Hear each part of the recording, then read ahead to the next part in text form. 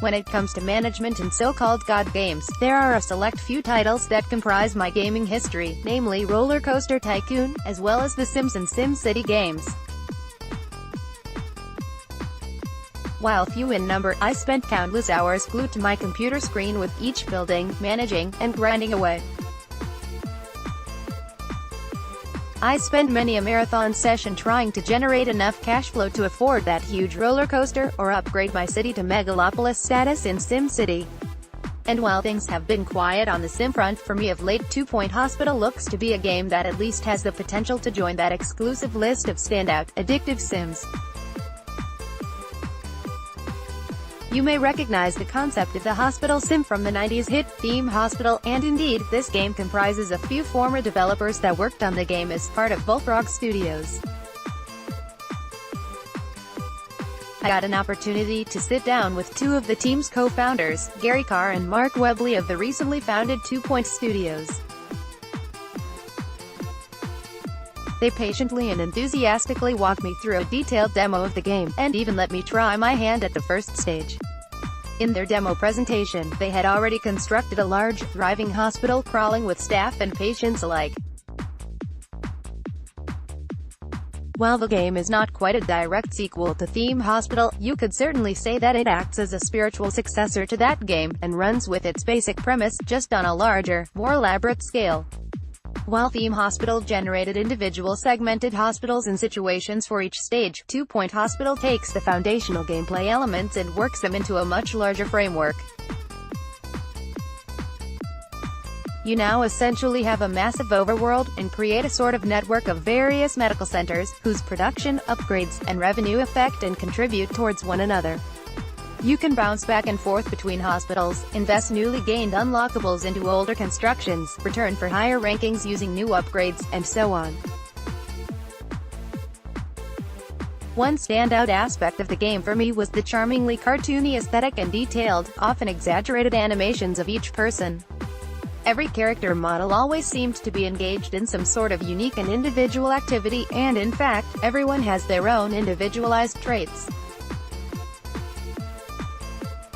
Mousing over a character portrays a sort of information sheet of each employee and patient, their current needs, physical state, and even a unique personality. Their traits could play into various interactions throughout the game via conversations and even fights with others. Their needs could be tended to using an impressively versatile list of actions. You might, for instance, have someone on staff who is in need of energy, which in turn is hurting your hospital's productivity. What do? Well, you can take an elaborate approach by improving the work conditions, or you can use a riskier but shorter-term method by building more vending machines stocked with energy drinks to give them a quick boost. I was impressed by the number of creative routes you can take to ultimately reach the same goal. There are a number of situational challenges that will somewhat force your hand in playing in different styles and emphases, as well. You may start with a complete blank slate, or you could be thrown into a particularly rough situation where you'll need to rebuild your finances and reputation. The environments will sometimes play a role in how you work through a situation as well. You might be tossed into a particularly chilly area, and you'll need to prioritize keeping patients heated, or have to rebuild from the rubble of natural disasters such as earthquakes and avalanches. Within the hospital walls themselves though, there still seems to be a number of various tasks you'll have to juggle in order to keep both your staff and patients healthy and happy, which in turn nets you greater earnings and unlockables. All of this will accumulate and eventually be put towards building your utopian hospital empire. Diving right in and building from scratch, as I was tasked with, can be a bit overwhelming at first. Still, the game seems to do a fine job of communicating just what it is you should be focusing on at the moment, progressing in baby steps. After fumbling and flipping through the plethora of options for a bit, I managed to eventually construct at least a minimally functional hospital. I soon knocked out a handful of challenges, and completed the first stage. Granted, my rank was low, but it would have to do for now. A single hands-on demo likely doesn't do a game like this justice, and despite being rather lengthy at around 40 minutes, I felt I barely scratched the surface.